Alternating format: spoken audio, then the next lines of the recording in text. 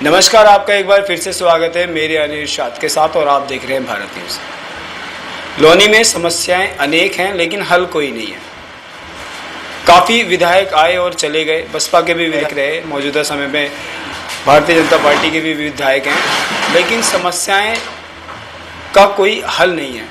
इसी संदर्भ में आज हम बात करेंगे। लोनी से समाज सेवी हैं नौशाद सैफी साहब, जानते हैं कि लोनी में समस्याएं क्या क्या हैं और उनका कुछ हल हुआ है या नहीं। सैफी साहब, बहुत बहुत स्वागत है आपका हमारे चैनल पे। शुक्रिया जनाब, बहुत बहुत शुक्रिया अपने चैनल पे बात रखने के लिए। देखिए, समस्याएं तो लोनी में बहुत सारी हैं। अगर एक दो समस्या हो तो जिक्र भी एक दो समस्या का किया जाए। हाँ जी। अब कौन सी एक ऐसी समस्या है जिस पर मैं आपको विस्तार से बताऊं? शिक्षा को लेके, बेरोजगारी को लेके, स्वास्थ्य को लेके, सड़कों को लेके, किस विषय पर आपको जानकारी चाहिए मैं आपको उसी विषय दे दूं, क्योंकि समस्याएं अनेक हैं। अच्छा, धीरे धीरे हर एक मुद्दे पे आएंगे। सबसे पहली जो लोनी वालों की समस्या है, यहाँ पर हमने सर्वे भी किया है। लोनी के बहुत सारे लोग कहते हैं कि यहाँ की सड़कें सही नहीं है। ज़्यादातर कारोबारी हैं, जो बहुत से दिल्ली दिहाड़ी मजदूर भी हैं, वो लोनी से दिल्ली की ओर जाते हैं। बहुत से लोगों का ये कहना है कि वो जब जाते हैं तो बरसात में उन्हें छुट्टी करनी पड़ती है, क्योंकि लोनी से बाहर जाने का रास्ता ही नहीं है कुछ। तो इस बारे में क्या कहना चाहेंगे? उन सड़कों का हाल क्या है? आखिर क्या मजबूरी है ऐसे लोगों की जो लोनी से दिल्ली नहीं जा पाते हैं? देखिए, अक्सर आप देखते रहते होंगे, आप भी लोनी में से रोज़ गुजरते होंगे, तो हालात तो आपने जाहिर सी बात है देखे ही होंगे। और यहाँ पे कभी तो लोनी में नाव चलती है, कभी यहाँ पे वोट का बहिष्कार किया जाता है, कभी यहाँ पे धान बोई जाती है। तो इस तरह के तो विरोध किए जाते हैं कि यहाँ पे इतना पानी भर जाता है कि लोगों को विरोध करने के लिए नए नए हथकंडे अपनाने पड़ते हैं। अब सड़कें कैसे हो सकती है, इसी बात से अंदाजा लगाया जा सकता है कि जब रोड पे नाव चला के विरोध किया जा सकता है कि रोड पे नाव चलती रहती है, जो मेन दिल्ली सहारनपुर हाईवे है उस पर नाव चलती है, तो चलो कितना पानी रहता होगा और सड़कों की क्या हालात होती होगी। यहाँ पर कोई नई गाड़ी भी खरीदता है तो एक साल में वो गाड़ी बोल जाती है। अच्छा, और ये आप जिस तरीके के बता रहे हैं कि ऐसे ऐसे विरोध होते हैं, तो उन विरोधों के बाद कभी कोई कार्रवाई हुई, कभी किसी ने सुनवाई करी? हाँ, सुनवाई होती है। हाँ जी, क्या सुनवाई? पिछले 4.5 साल से तो बहुत अच्छी सुनवाई हो रही है। गड्ढे भरे जाते हैं। अच्छा, और वो गड्ढे 4 दिन में फिर खाली हो जाते हैं, फिर गड्ढे हो जाते हैं, फिर मिट्टी डलती है, फिर गड्ढे खाली हो जाते हैं, फिर मिट्टी डलती है, भर जाते हैं, फिर 2 दिन बाद खाली हो जाते हैं। तो बहुत बढ़िया काम हो रहा है, बहुत विकास हो रहा है। अच्छा, शिक्षा को लेकर क्या जागृति है लोनी में? कितने स्कूल हैं जो चल रहे हैं? लोनी इंटर कॉलेज का क्या हाल है? इस बारे में क्या बताना चाहेंगे शिक्षा को लेकर स्कूलों को? देखिए, लोनी में एकमात्र इंटर कॉलेज लोनी किराए पे है।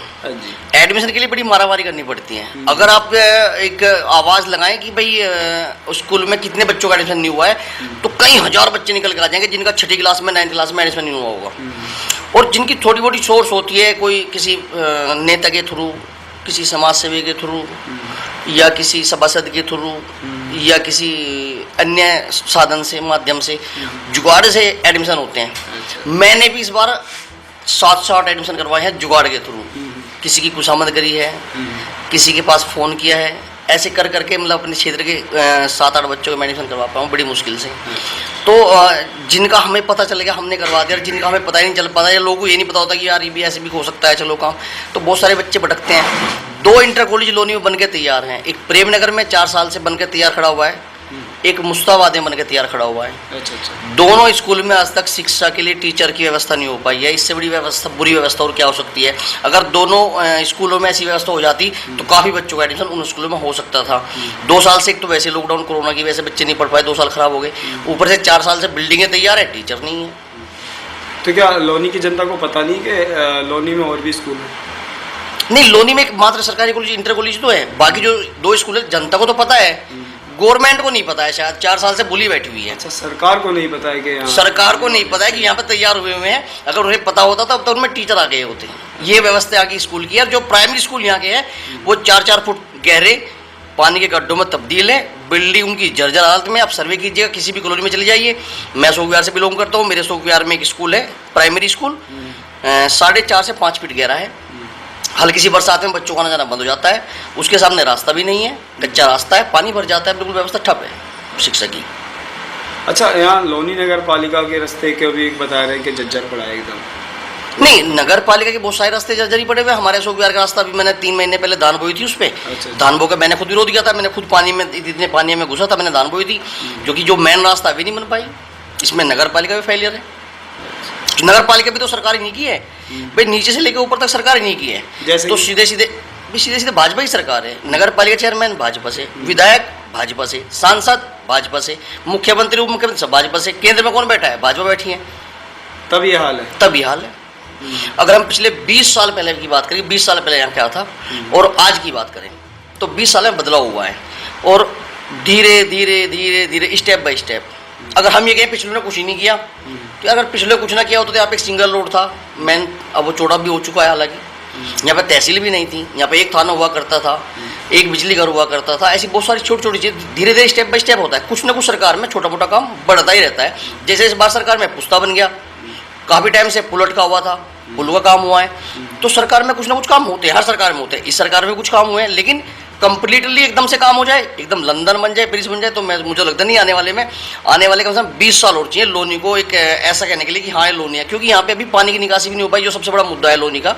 अगर पानी की निकासी हो जाए, जो रास्ते इनकम्प्लीट है वो बन जाए, जो मेन रोड है, हाईवेज हैं वो अच्छे हो जाए, और बहुत सारी चीज़ें हैं जो अभी होनी बाकी है यहाँ पे। अच्छा, कहीं ना कहीं सड़कों पे जो पानी जमने का कारण है वो नाले भी हो सकते हैं? नहीं, नाले तो अभी यहाँ पे है ही कहाँ नाले, नाले नहीं है, पानी की निकासी है। जो नाले अभी हाईवे किनारे बने हुए हैं वो नाले रोड के नाले हैं। कॉलोनियों के लिए कोई पानी की निकासी नहीं है। अब कॉलोनी का पानी कहाँ जाएगा? कॉलोनियों का पानी रोड के नालों में जा रहा है, वो ओवरफ्लो हो जाते हैं, पानी सारा बाहर निकल जाता है, रोड में पानी जमता है, रोड टूट जाता है। तो पहले पानी निकासी के लिए एक बड़ी योजना यहाँ पर आए, जल निगम लेकर आए, सरकार लेकर आए, विधायक जी लेकर आए, या नगर पालिका की तरफ से आए, या सांसद जी लेकर आए, या सरकार की तरफ से सीधे आए एक कि पूरी लोनी का पानी कहाँ जाएगा, उसके लिए एक बड़ा प्रारूप बनना बहुत जरूरी है। मतलब और रही बात विधायक और चेयरमैन की चीज़ों की, तो देखो विधायक तो आते जाते रहते हैं, हर 5 साल बाद बदलते हैं विधायक। तो कोई सत्ता का विधायक होता है, कोई विपक्ष का विधायक होता है। जैसे इस बार सत्ता पक्ष से विधायक है, पिछली बार विपक्ष से विधायक थे। तो जो विधायक एक क्राइटेरिया होता है, उसका क्राइटेरिया अलग होता है, नगर पालिका का अलग होता है, सांसद जी का अलग होता है, डायरेक्ट सरकार से कितना ला सकता है कोई प्रतिनिधि, वो अलग चीज़ें होती हैं। तो सबके अपना अलग अलग क्राइटेरिया है। तो हो सकता है अभी बहुत सारी चीज़ें आने लोनी बाकी है, जो विकास होने चाहिए थे वो नहीं हो पा रहे हैं उसी स्तर से, क्योंकि एक तरह से पिछड़े हुए हैं हम। दिल्ली एनसीआर में होते हुए भी एक पिछड़ी विधानसभा में हम लोग रह रहे हैं।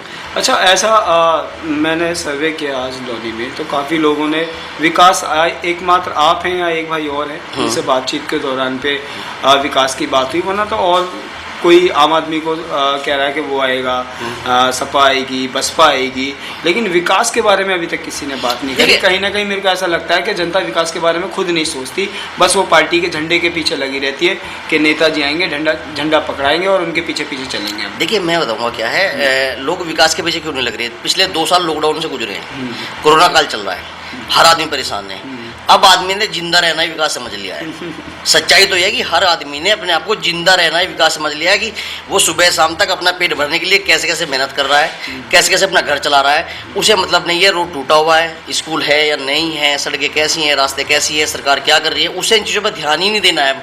उसे तो ये देखना है कि मैं अपना रोजगार कैसे बचाऊँ, अपना कारोबार कैसे बचाऊँ।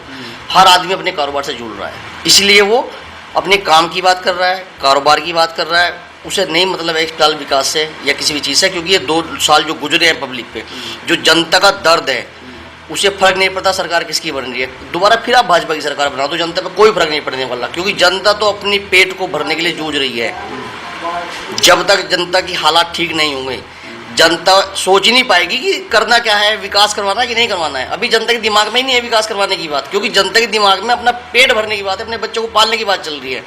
उसकी तरफ से दोबारा सरकार भाजपा की बन जाए, सपा की बन जाए, आम आदमी बन जाए, कोई फर्क नहीं पड़ता किसी पे। क्योंकि कोई भी सरकार एकदम से, अगर सपोज करो भाजपा दोबारा आ जाती है, या अगली बार आम आदमी पार्टी आ जाती है, सपा आ जाती है, आरएलडी आ जाती है, या बसपा ही आ जाती है, कोई भी सरकार बनती है किसी को खाने को देगी नहीं।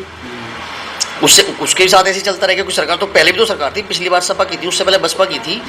आदमी को करके तो अपना भी खाना पड़ेगा, कमाना पड़ेगा, कारोबार करना पड़ेगा, बिजनेस करना पड़ेगा। और बिजनेस चल नहीं रहे, कारोबार चल नहीं रहे, मजदूरी है नहीं, तो लोगों का ध्यान इस टाइम अपने कारोबार पे ज़्यादा है। ये सच्चाई है, बिल्कुल फैक्ट है। आप रही बात रैलियों की, झंडे डंडे उठाने की, भाई साहब झंडे डंडे उठाने के 500 रुपये मिलते हैं गरीब आदमी को रैली में जाने के लिए। तो उसके लिए तो बढ़िया चुनाव आते रहे, जीते कोई भी, हारे कोई भी, कोई फर्क नहीं पड़ता। और गरीब आदमी को 500 रुपये चाहिए, जो जाएगा रैली में झंडा उठाएगा। उसे नहीं पता उसने भाजपा का झंडा उठाया, उसने सपा का उठाया, उसने बसपा का उठाया, उसे मतलब है 500 मिलने चाहिए। तो ये चीज़ चल रही है।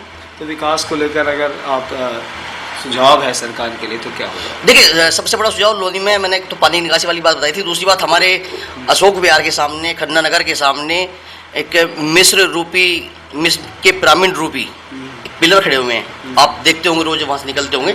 और मिस्र में भी कुछ इस तरह के पिरामिड है, मिलते जुलते हैं। तो मैं तो उन्हें मिस्र रूपी कहूँगा कि एक तरह से उसके रूपी है।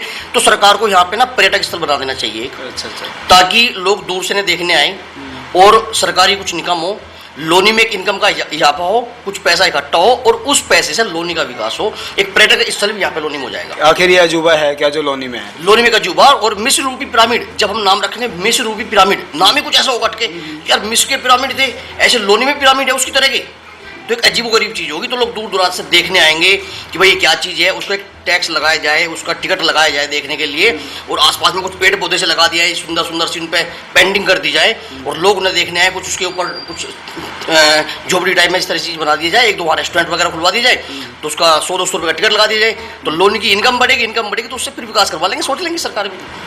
तो ये जो पिलर है ये कौन सी सरकार से खड़े हैं, कितने समय से खड़े हैं, कुछ बताएंगे? ये सपा गवर्नमेंट में काम शुरू हुआ था, जब से खड़े हैं। इसमें कुछ घोटाला वगैरह हो गया था, इसमें कुछ अच्छा, 400-450 करोड़ का घोटाला हुआ था। अच्छा। ये तब से खड़े ही हैं। अच्छा, अभी जो अखिलेश जी की सरकार थी, जी, जो पिछली सपा सरकार थी, अखिलेश जी की सरकार थी, उस जब से खड़े करीब 455 करोड़ रुपया घोटाला इस पूरे रोड पे हुआ था, तो तब से खड़े हुए हैं। नहीं, ये जो अभी अखिलेश सरकार गई है वो या मुलायम सरकार के समय? अखिलेश के समय पे। अच्छा, अखिलेश के समय पे। अखिलेश के समय पे काम स्टार्ट हुआ था, ये तभी से खड़े हैं। और इस सरकार में 4.5 साल हो गए, ये अब तक टूट नहीं पाए हैं।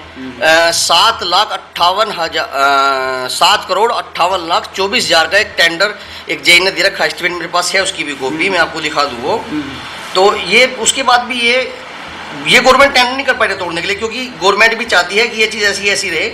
ये मैं आपको दिखा दूं नजदीक से, देखो। 7,58,24,000 रुपये ये अधिशासी अभियंता है, निर्माण खंड 2, लोक निर्माण विभाग गाजियाबाद, और 10/14/2020 में ये चीज़ें, ये लेटर जारी हुआ था सभी के लिए, ऊपर से नीचे तक जितने भी अधिकारी होते हैं इसमें काम करने के लिए, पास करने के लिए। अब तक ये इतने पैसा फंड जारी नहीं कर पाई है गवर्नमेंट कि टूट जाए, रास्ता चौड़ा हो जाए और यहाँ पे तरक्की हो जाए।